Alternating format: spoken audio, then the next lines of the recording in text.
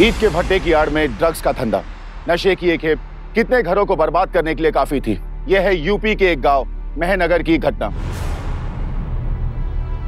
नमस्कार, मैं हूं सिद्धार्थ शुक्ला। सावधान यूपी फाइट बैक नाउ में आप सभी का स्वागत है। पूरे देश की तरह यूपी में भी ड्रग्स का कारोबार जोरों पर है। कानून ने इसे रोकने के लिए कई कदम उठाए, रेड्स डाली, लेकिन ड्रग्स के सौदागर फिर भी किसी न किसी तरह अपना काम कर रहे हैं। स्मगलिंग यानी कि गैर कानूनी चीजों को एक जगह से दूसरी जगह पहुंचाना। ड्रग्स की स्मगलिंग करोड़ों का बिजनेस है। यूनाइटेड नेशंस की वर्ल्ड ड्रग रिपोर्ट 2011 के मुताबिक दक्षिण एशिया में भारत भी ड्रग ट्रैफिकिंग का हिस्सा है, जहां 2009 से 2011 तक लगभग $1.5 अरब के ड्रग्स का व्यापार हुआ। भारत के राज्यों में ड्रग ट्रैफिकिंग के मामले में यूपी तीसरे नंबर पर आता है। आपने देखा कि किस तरह ईंटों के बीच में ड्रग सप्लाई किए जा रहे थे, और वो भी इतनी चालाकी से।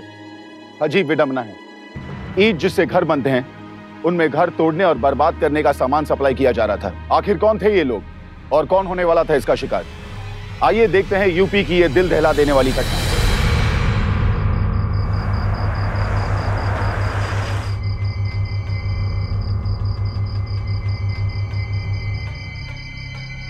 अरे सुनते हो, खाना तैयार हो गया है।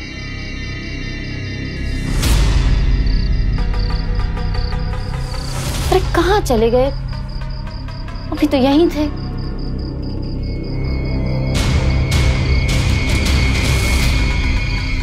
अरे कब से इंतजार कर रहे हैं, इतना देर कहाँ कर दी है? पैसे लाए?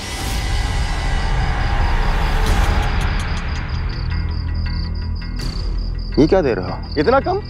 बाकी पैसा मिल जाएगा जगताप भाई। साहब बोले हैं कल तक सारा बंदोबस्त करके सारा पैसा दे दिया जाएगा। अब इतनी रात पता नहीं किससे बतिया रहे हैं बाहर, और यहाँ खाना ठंडा हुए जा रहा है। बाकी का पैसा हमको जल्दी मिल जाना चाहिए, उसमें देरी ना करना, बहुत जरूरत है।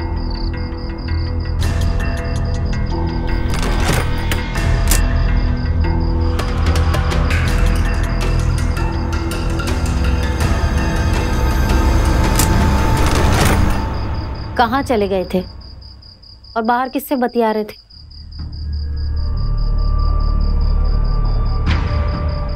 देखो, हर चीज में अपनी नाक मत घुसड़ा करो, समझी?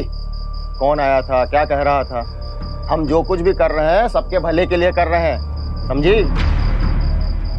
और हाँ, हमें जल्द से जल्द अपनी मीना की शादी करनी है, तो कुछ ना कुछ तो करना ही पड़ेगा ना? हाँ?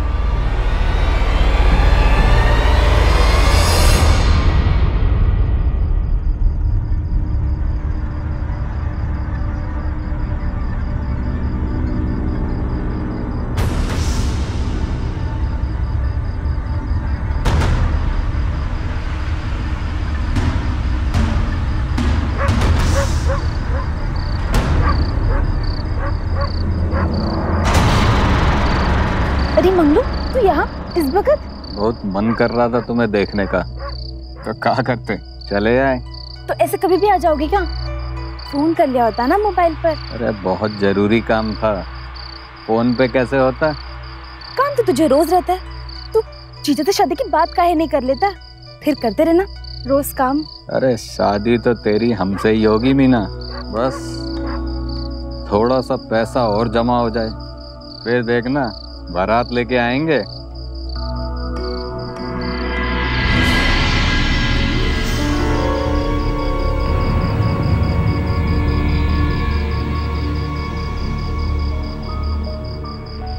ए, सुनते हो? हाँ। वो मीना फिर बाहर चली गई है। साला मंगलुआ फिर आया होगा। तुम कहो तो दोनों का ब्याह करवा दें, दहेज भी ना लगेगा, और मंगलुआ तो पहले ही हमारे मीना पर लट्टू है। हाँ? पर मंगलू पीता बहुत है। अरे पीते तो हम भी बहुत थे, पर तुमने जो है छुड़ा दिया सब कुछ, अपना ना सब। अभी बाहर जाओ, ये रात को मिलना जुलना ठीक नहीं है। अगर कोई देखेगा तो क्या सोचेगा? ठीक है, मैं जाता हूँ।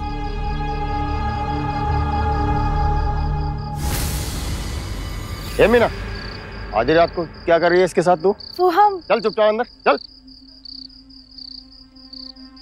और सुन मंगलू, तू मीना से दूर ही रहा कर, क्या बहला फुसला रहा था उसे? अरे मैं काहे फुसलाऊंगा मीना को? मैं तो कहता हूँ ब्याह करवा दो मीना का हमारे से। तो ब्याह पहले हो जाने दे, फिर मेल जोल बढ़ाना, समझा? तुम जैसों को मैं खूब जानता हूँ। पहले लड़की को फंसाओ, मेल जोल बढ़ाओ, उसके बाद शादी में भाग खड़े हो। सुन, आज से शादी तक मीना से मिलने की कोशिश मत करना, समझ में आया तुझे? चल जाए यहाँ से। देख लेना मीना, 1 महीने के भीतर बारात लेके आऊंगा तुम्हें ब्याह के ले जाने के लिए। बस 1 महीना। हाँ, उससे पहले आना भी मत। मीना को बहकाने की कोई जरूरत नहीं है, वो भोली है, हम नहीं, समझा? चल जा यहाँ से, चल, तू भी चल, चल। दोबारा उसके बुलावे पे गई ना तो तेरी खैर नहीं, चल।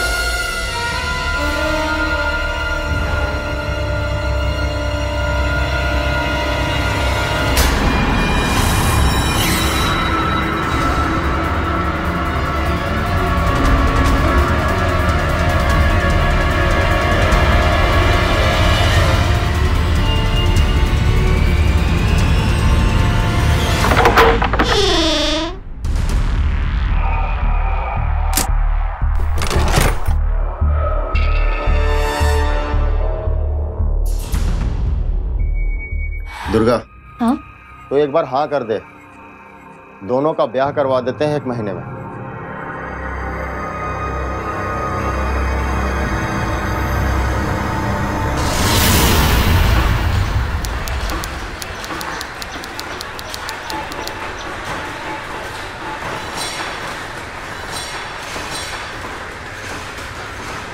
अरे तुम लोग जल्दी चलो ना, अरे देर हो गई तो सुपरवाइजर साहब पैसा काट लेगा सब। अरे उनको तो पैसा काटने का कोनो बहाना चाहिए बस। आप जाओ, हम और मीना ईंटें लगा के आते हैं। ठीक है, तुम लोग जाओ, मैं भी जाता हूँ।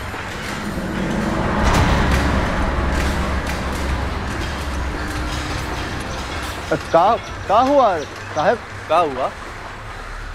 तुमको नहीं पता क्या हुआ?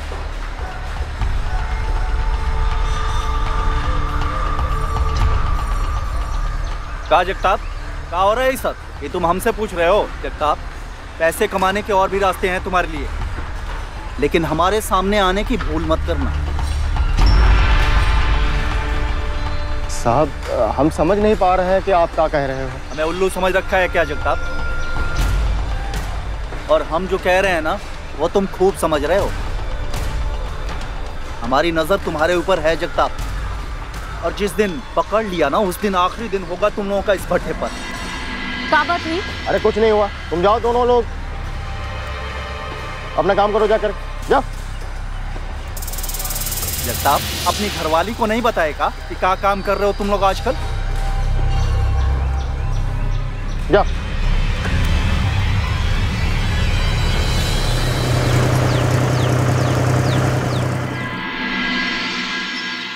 हाँ, चला चला चला।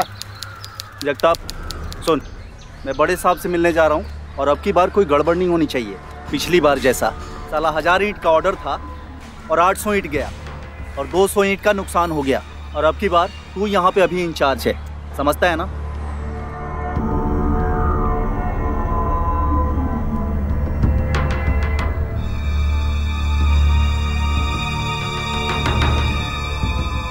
अब की बार कोई गड़बड़ नहीं होनी चाहिए, जगताप सुन ले। और अब की बार अगर कुछ भी हुआ ना गड़बड़, तो मैं छोड़ूंगा नहीं, समझता है ना?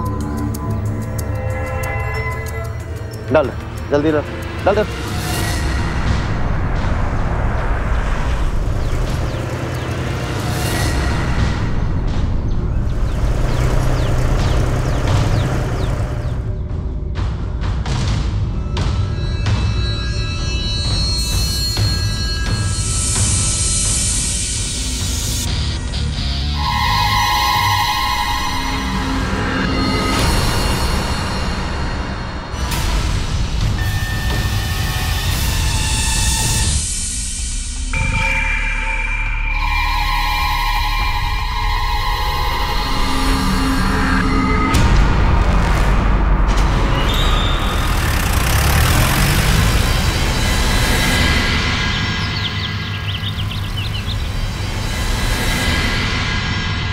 देव,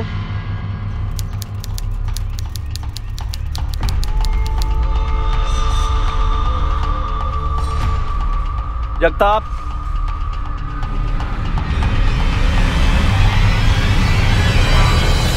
ठीक है, फिर से आपने पैसा काट लिया।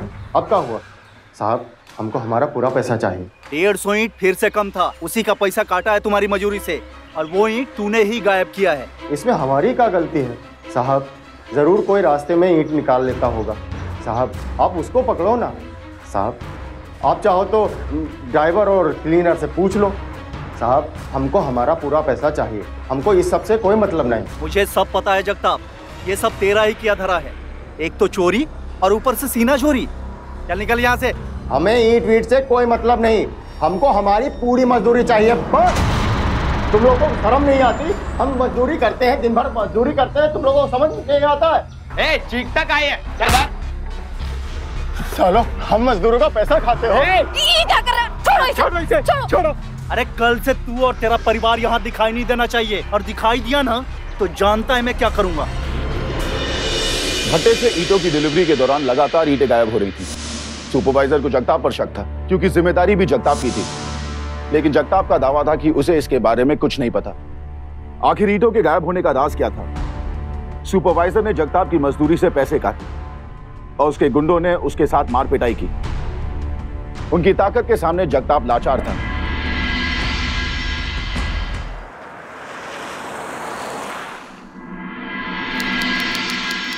आखिर लड़ाई करने की क्या जरूरत थी? निकाल दिया ना सबको। अब कहाँ जाएंगे, क्या करेंगे? तुम सब यहाँ नहीं रह सकोगे, लेकिन परेशान ना हो, हम सब कुछ ना कुछ करेंगे। तुम्हें बस मेरा साथ देना होगा, सब सही हो जाएगा।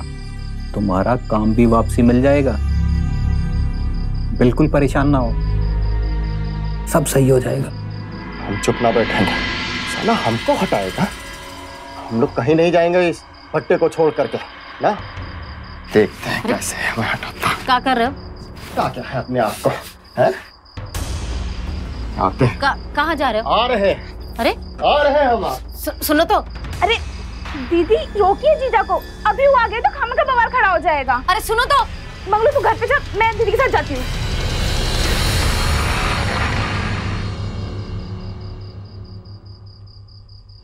हमें बड़े साहब से मिलना है, अंदर जाने दो हमें। अबे पागल है क्या? बड़े साहब इतनी रातों किसी से नहीं मिलते। अरे हमारी बात क्यों नहीं समझ रहे हो तुम लोग? मुझे बड़े साहब से मिलना है, काम है उनसे। बड़े साहब से मिलने तो मुझे। कहा ना नहीं मिल सकते, सुबह आना। समझ में नहीं आती क्या तेरे? अगर तुम लोगों ने मुझे बड़े साहब से नहीं मिलने दिया ना, तो रात भर मैं यहीं बैठूंगा, कहीं नहीं जाऊंगा। मैं यहीं बैठूंगा। बड़े साहब से तो हमें मिलना है। अंदर आने दो इन्हें। छोटे मालिक,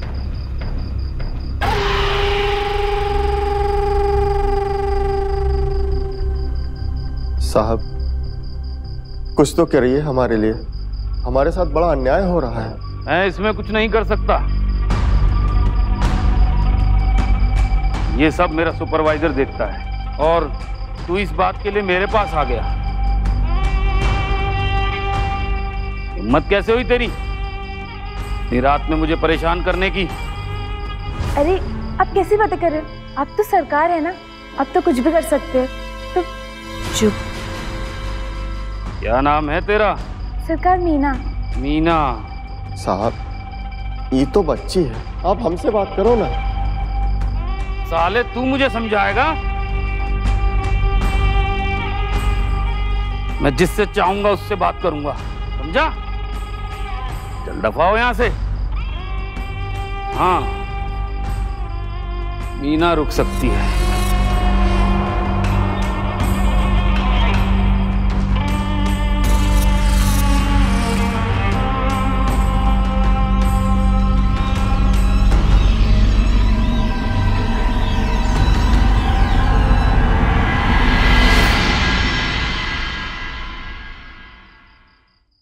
अरे रुको जरा। जी छोटे सरकार। देखिए, इस वक्त बड़े भाई साहब से बात करने का कोई मतलब नहीं है। जैसे ही उनका मूड बदलेगा तो मैं खुद बात कर लूंगा तुम्हारे लिए। साहब, वो काम। अरे परेशान मत होइए, मैं हूं ना, तुम लोगों को तुम्हारा काम मिल जाएगा वापस।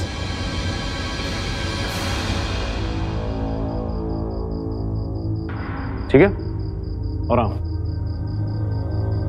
ये कुछ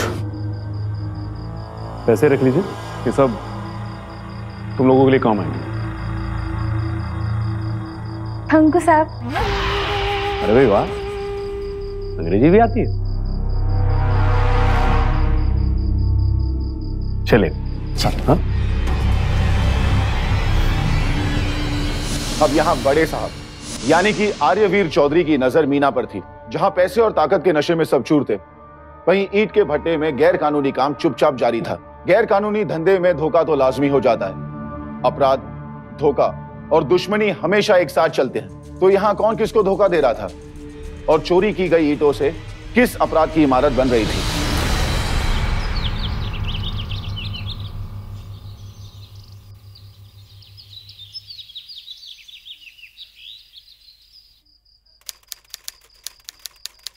कुछ बात बनी का? अरे आओ होने वाले जमाई राजा, आओ हमारे साथ बैठ करके खाना खाओ। और सुनो, तुम्हें कोई चिंता करने की बात नहीं है, सारा मामला निपट गया है। बड़े साहब ने हमें अब काम पर भी बुला लिया है। साले मेरी शिकायत करता है बड़े साहब से। साले तेरी हिम्मत कैसे हुई हवेली में जाने की? देख अब साले मैं तेरी जिंदगी यहाँ नरक बना दूंगा।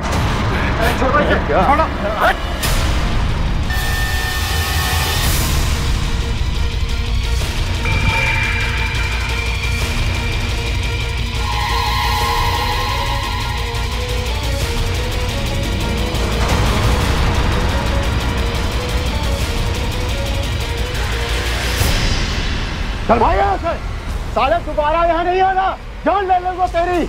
अब हमें किसी का डर नहीं, छोटे साहब का हाथ है हमारे ऊपर।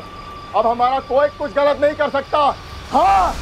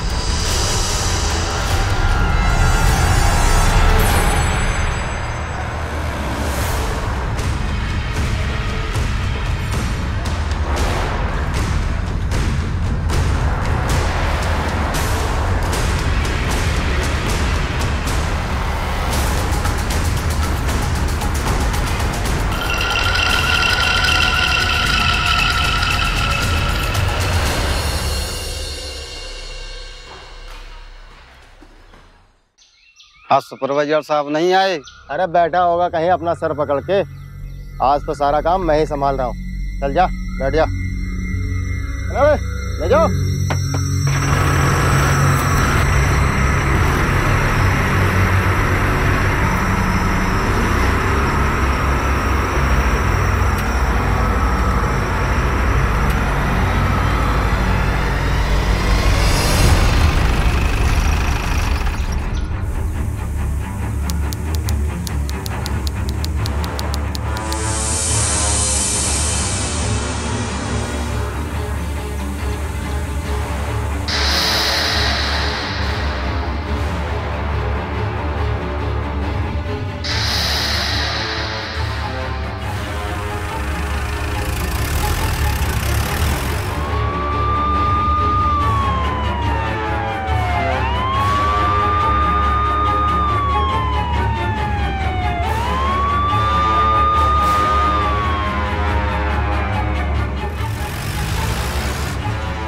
अरे पुलिस, चल चल चल भाग।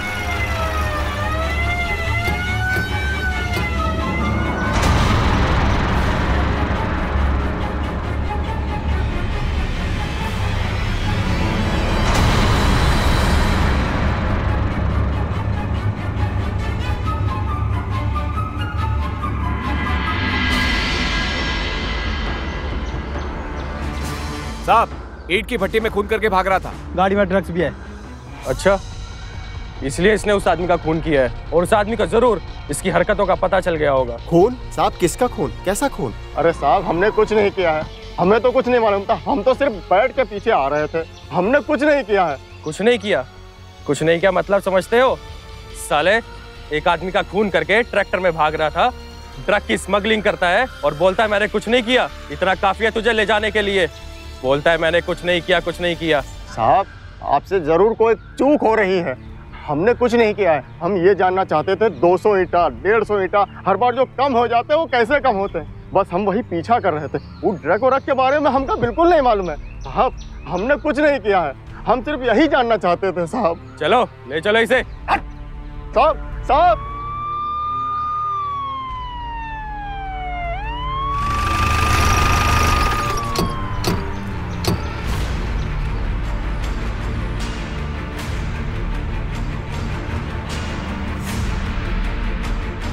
अरे सुपरवाइजर साहब इनको क्या हुआ? ये तावीज तेरा ही है ना?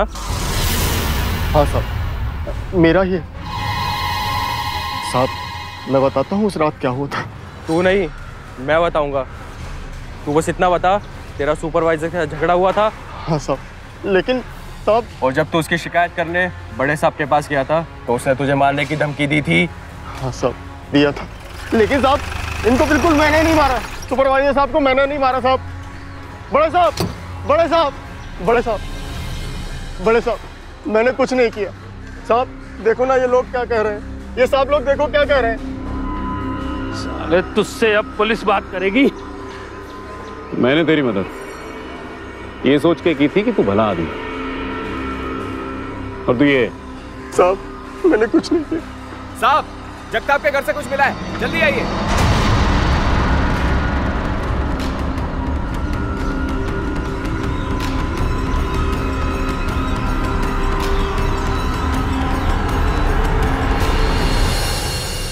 सर घर के पीछे से ईंट बनाने वाला और अंदर से कैश मिला है।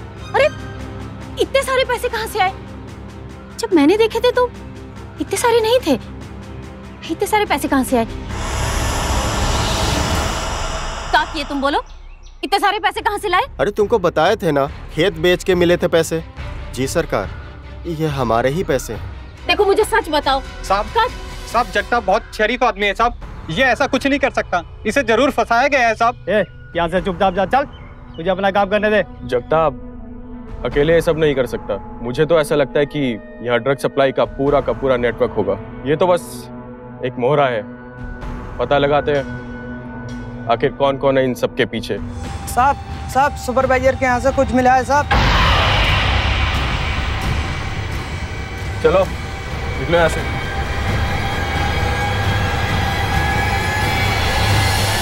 सर घर के अंदर से ड्रग्स और कुछ पैसे मिले हैं।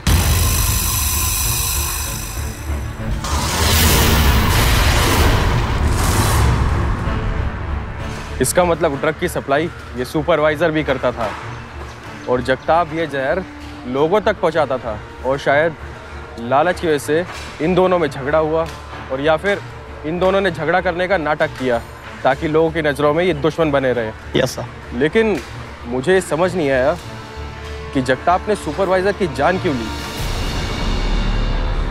एनीवेज जो भी हो सच सबके सामने आ जाएगा।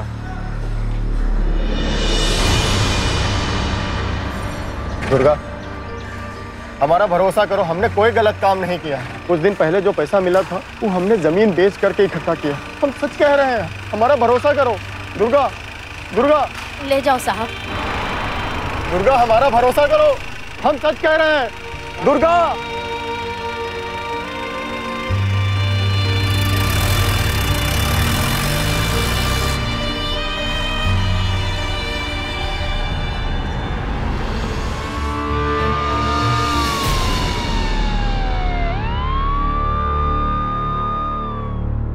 यहां जगताप ड्रग डिलीवरी करने वाले ट्रक से भागते हुए पकड़ा गया और उसी दिन भट्टे के सुपरवाइजर की लाश भी बरामद हुई। तो क्या इन दोनों बातों में कोई संबंध था? क्या जगताप ही ड्रग सप्लाई किया करता था?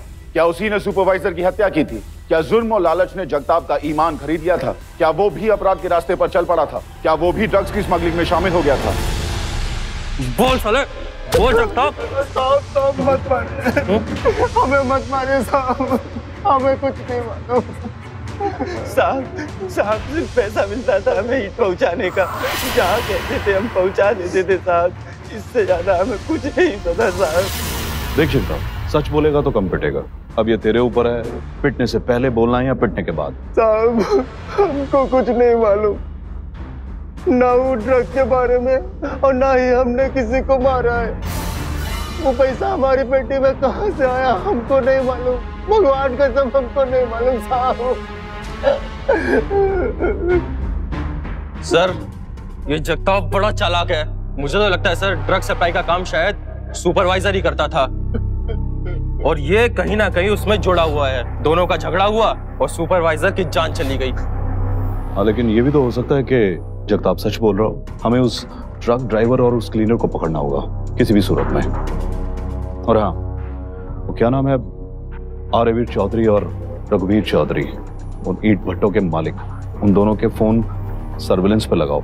ये खाली जगताप और सुपरवाइजर का हाथ नहीं है, इसमें जरूर किसी बड़े आदमी का भी हाथ है। मुझे उन दोनों की कॉल डिटेल्स पूरी इंफॉर्मेशन के साथ चाहिए, समझे? ये सिर्फ जगताप और इन दोनों आदमियों के पकड़े जाने तक नहीं है, ये तो सिर्फ एक शुरुआत है। ईंट भट्टे की ये कहानी कहीं और जाएगी।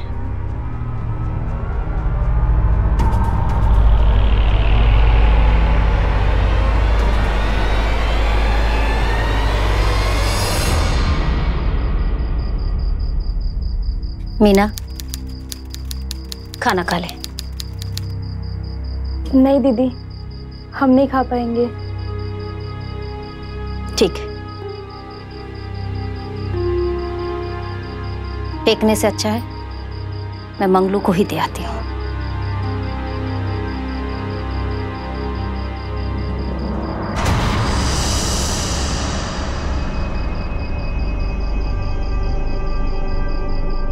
अरे मंगलू, मंगलू कहाँ गया? अरे सारा पैसा पुलिस वालों ने जब्त कर लिया है।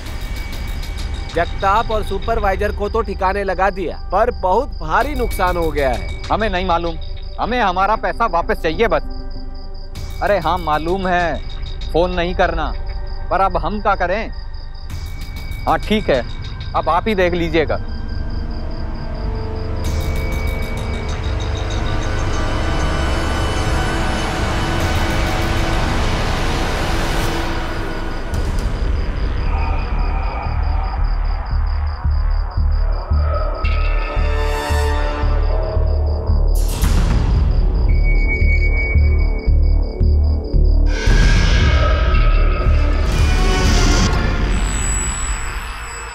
ये खाना कौन लेके आया?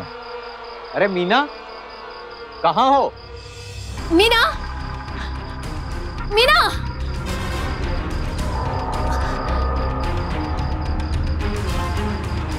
मुझे अभी पुलिस के पास जाना पड़ेगा। हाँ दीदी, कहाँ भागी जा रही हो? मंगलू, ये सब मंगलू का किया धरा है। वो किसी के साथ मिलकर मेरे मर्द को फंसा रहा है। ये फोन मैं पुलिस वालों को दूंगी और वो सब पता लगा लेंगे। देखिए, इसका आदमी तो गया है जेल में, तो इसको मिली है रात में घूमने की आज़ादी। दीदी, आपने इस नंबर पे फोन करके पूछा कि कौन है? नहीं, मुझे डर लगा, उसी ने तो सुपरवाइजर को जान से मारा है। मैं ये पुलिस को दे दूंगी, वही बात करेंगे। सही किया आपने, चलिए।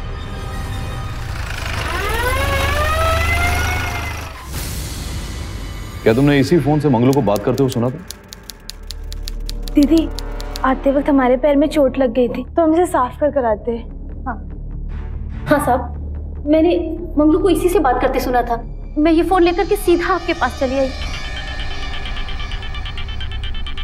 ये देखो, किसका नंबर है, ट्रेस करो, पता करो किसका नंबर है। ये नंबर तो बड़े साहब यानी आर्यवीर चौधरी का है सर। सर इस नंबर को तो हमने ट्रेस भी करवाया है, रिपोर्ट्स भी आती होंगी। आर्यवीर चौधरी को अरेस्ट करके लाओ, और हाँ मंगलू को भी पकड़ के लाना। Okay sir. साहब, मंगलू को फोन बड़े साहब ने किया था। वो साहब, वो दोनों मिले हुए हैं, मेरे मर्द को फंसा रहे हैं साहब। साहब अब वो छूट जाएगा ना?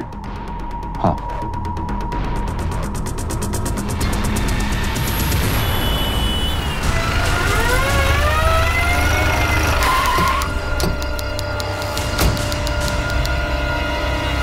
थाने चलना होगा आपको मेरे साथ अभी। मुझे थाने क्यों? ओए, तेरी हिम्मत कैसे हुई भैया से थाने चलने के लिए कहने की? तू जानता भी है कौन है? पुलिस को अपना काम करने के लिए हिम्मत तो चाहिए ना छोटे साहब। आप भी चलिए, पूछताछ करनी है आप लोगों से। थाने ले चलता है? तुम सबकी नौकरी खा जाऊंगा सालो। चुपचाप चलोगे?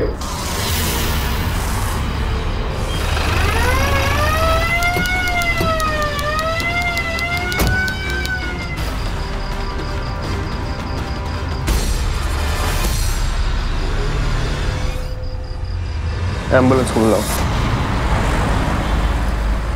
मेरे वकील को बुलाओ, वो मुझे लेकर जाएगा, फिर मैं देख लूंगा तुम सबको। बुलाओ मेरे वकील को। मेरी कुछ समझ में नहीं आ रहा कि आप लोग क्या बात कर रहे हैं। मैं यहाँ सिर्फ अकाउंटेंट हूँ और इतने दिन से मैंने गलत तरीके से आते हुए कोई भी पैसा नहीं देखा और ना ही मुझे किसी प्रकार का कोई शक हुआ। और इस बात पे मुझे अभी भी कोई भरोसा नहीं हो रहा है। बड़े भैया ऐसे कर ही नहीं सकते। आपके भाई आर्यवीर चौधरी ने मंगलू को फोन किया। जब उसने कोई जवाब नहीं दिया तो उसने थोड़ी घबराहट हुई। उसके बाद उन्होंने एक आदमी को भेजा उसे मारने के लिए, ताकि वो सब कुछ सब लोगों को ना बता दे। रही बात सुपरवाइजर की, तो उसे मंगलू और आपके भाई साहब का खेल समझ आ गया था, इसलिए उसको मरना पड़ा। और मंगलू ने इतनी सफाई के साथ उस आदमी की लाश को ठिकाने लगाया और उसका सारा का सारा सबूत जगताप के सिर मर दिया, क्योंकि कुछ दिन पहले ही जगताप और सुपरवाइजर का झगड़ा भी हुआ था। और तो और उसने जगताप के घर में उसकी पेटी में पैसे तक रख दिए और उसका तावीज उस सुपरवाइजर को तक दे दिया। लेकिन यह काम अकेले मंगलू नहीं कर सकता था, उसके बाद कोई ना कोई ऐसा आदमी जरूर था जो काफी बड़े और रसूख वाला था। और आपको मालूम है कौन था वो आदमी? आपके बड़े भाई साहब।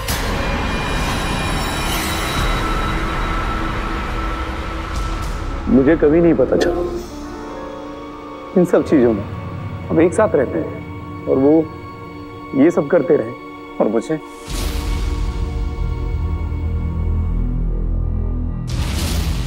साहब, अब तो सब कुछ पता चल गया है ना, अब तो मेरा मदद छूट जाएगा ना साहब? हाँ, उसे आगे की इंक्वायरी के लिए हमने शहर भेजा है। जैसी पूरी होगी हम उसे छोड़ देंगे। तुम एक काम करना, कल आकर के ले जाना। हे मैया, तुम्हारी बदौलत आज हमारा मर्द निर्दोष साबित हुआ है। नहीं तो सब उसको फंसा ही रहे थे। हमारा मर्द वापिस आ जाए तो हम तो का चुनरी चढ़ाएंगे मैया, तो का चुनरी चढ़ाएंगे।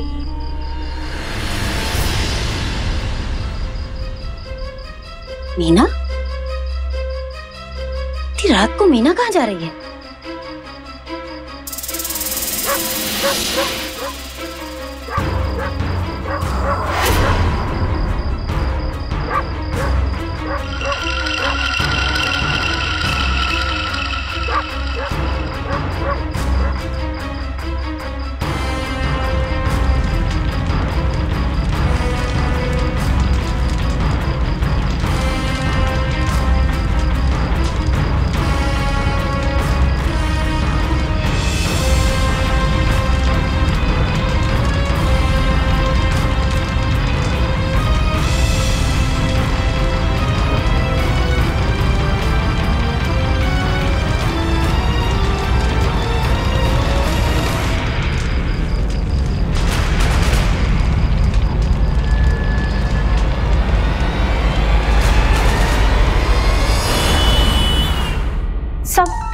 सब हमको कुछ समझ में नहीं आ रहा है। हमको कुछ समझ में नहीं आ रहा है। हम जब मंगलू के झोपड़े से निकल के सीधा यहाँ आ रहे थे तो रास्ते में हमको मीना मिली, पर वो दूसरा कपड़ा पहने थी। लेकिन ये खून का निशान किसका है और मीना के कपड़ों पर कैसे लगा? मंगलू के गले पर घाव था। उसका ये घाव सामने से छुरा लगने से हुआ है। जिसने भी ये काम किया है उसके कपड़ों पर खून लगा होना चाहिए, और अगर मीना ने किया है तो उसके भी कपड़ों पर ये खून लगा होना चाहिए। इसका मतलब तो ये है कि उसने मंगलू का कत्ल किया और उसके बाद अपने कपड़े चेंज कर लिए। इसका मतलब है मीना। एक बात बताओ मुझे कि तुम जब इधर आ रही थी तो मीना तुम्हें मिली थी? कुछ घबराई हुई या कुछ तुमने कुछ देखा हो, कुछ अलग हरकत आम दिनों से हटके? हाँ। अरे दीदी, इतनी रात को कहाँ जा रही हो? मंगलू, ये सब मंगलू का किया धरा है। वो किसी के साथ मिलकर मेरे मर्द को फंसा रहा है। हाँ साहब, उस समय वो बहुत घबराई हुई थी और उसने हाथ में पीछे कुछ छुपा रखा था साहब। शायद वो मुझे मारने आई थी, लेकिन तभी वहां कुछ मजदूर आ गए और भीड़ के कारण शायद उसने अपना इरादा बदल दिया और फिर वो हमें यहाँ आने से तो रोक नहीं सकती थी, तो वो फिर मेरे साथ आई। अच्छा एक बात बताओ कि जब मैं तुमसे कुछ पूछताछ कर रहा था तब वो कहाँ गई थी? वो कह रही थी ना तब कि उसके पैर में चोट लगी रही, वो साफ करने गई। दीदी, आते वक्त हमारे पैर में चोट लग गई थी तो हम इसे साफ कर आते। पर साहब, उसके पैर में कोई चोट नहीं लगी रही। इसका मतलब है जब वो यहाँ से गई थी तो आर्यवीर चौधरी ने मंगलू के फोन पर कॉल किया और इतने में कुछ ना कुछ हुआ, लेकिन क्या, ये नहीं समझ आ रहा।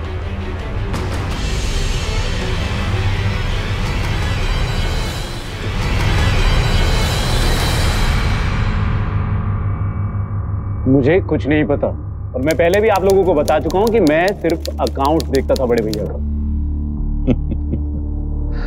लो, अब अपने फोन की कॉल डिटेल्स भी देख लो। कल रात तुम्हारे फोन पर एक कॉल गया था हमारे पुलिस स्टेशन के बिल्कुल बाहर वाले टेलीफोन बूथ से। उससे कुछ देर पहले ही मंगलू का फोन लेकर के दुर्गा पुलिस स्टेशन आई थी और उसके कुछ मिनट बाद ही चौधरी साहब के फोन से मंगलू के फोन पर कॉल आई, जो कि चौधरी साहब ने नहीं की थी, आपने की थी। उनके मोबाइल को यूज करके तुम्हें लगा कि तुम फंसोगे, इसलिए तुमने आर्यवीर चौधरी के फोन से फोन किया ताकि पुलिस उनके ऊपर शक करे।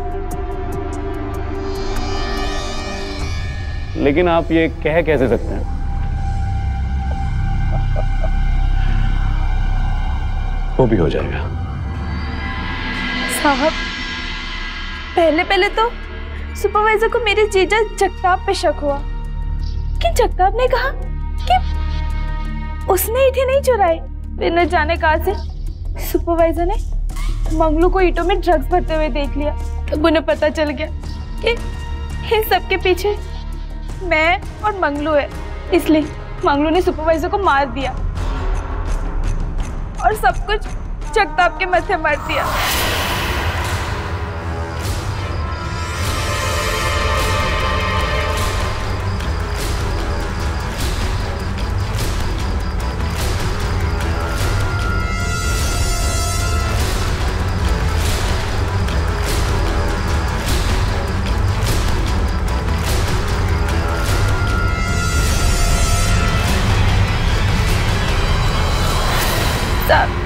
हम शादी से पहले जल्दी से जल्दी ढेर सारा पैसा इकट्ठा करना चाहते थे, लेकिन जब दीदी के हाथ में मंगलू का फोन लगा तब मैं समझ गई कि अब हम दोनों फंसेंगे।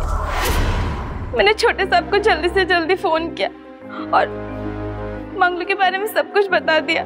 मुझे पता था अगर मंगलू पकड़ा गया तो छोटे साहब सब कुछ मेरे माथे मर देंगे। मेरे पास और कोई रास्ता नहीं था। सोचने का टाइम नहीं है। मीना, जा और मार दे मंगलू को, बस यही रास्ता है अपने पास, वरना हम सब के सब फंसे हैं। लेकिन छोटे साहब, मैं और मंगलू एक दूसरे से प्यार करते हैं और शादी करने वाले हैं। बेवकूफ, जेल हो गई ना, सारी मोहब्बत हवा हो जाएगी।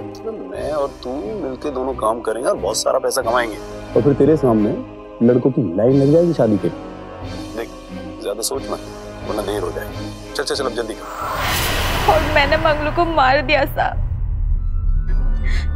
छोटे साहब ने कहा था कि दीदी के थाने पहुंचने से पहले उन्हें मार दिया जाए, लेकिन मैं नहीं मार पाई।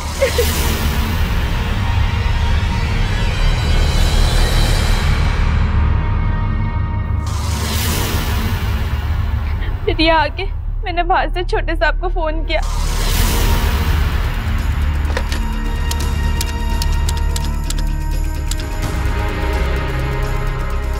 और उन्होंने सब कुछ बता दिया। छोटे साहब ने बड़े साहब के फोन से मंगलू को फोन किया ताकि सबको लगे, पुलिस वालों को भी लगे कि इन सब के पीछे बड़े साहब का हाथ है और हम दोनों बच जाए। साहब मुझे पैसे मिलते थे ट्रक माइस्टर के पास ट्रक रोकने के, बाकी साहब उसके बारे में कुछ नहीं जानता हूँ। 4 पैसे ज्यादा कमाने के चक्कर में ट्रक से ईंट में ही बेचता था साहब।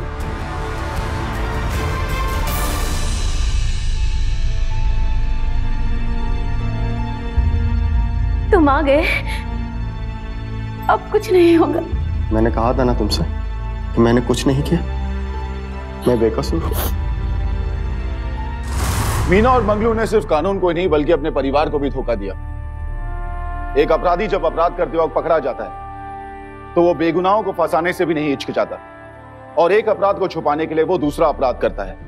इन लोगों ने अपने फायदे के लिए अपने ही नहीं बल्कि कई और परिवारों को नशे के जहर से बर्बाद किया। ड्रग्स आज हमारे देश के कई नौजवानों को बर्बाद कर रहा है। एक बार लगी लत इंसान को नकारा बना देती है और इसकी चाह उससे कोई भी अपराध करवा सकती है। ड्रग्स और उसके कारोबारियों को रोकने के लिए सख्त कानून है। अपराध के कई रंग हैं और उसके करने के कई तरीके, और ये तब तक नहीं रुकेंगे जब तक हम सब इसके खिलाफ खड़े नहीं होंगे। जरूरत है जुर्म को मुंह तोड़ जवाब देने की और उन्हें कानून के हवाले करने की, और हमें ये आज और अभी करना होगा, क्योंकि अभी नहीं तो कभी नहीं। अगले एपिसोड में फिर मिलेंगे यूपी में जुर्म से मुकाबला करते हुए एक और सच्ची घटना के साथ। तब तक सावधान यूपी, फाइट बैक नाउ। तो सावधान इंडिया।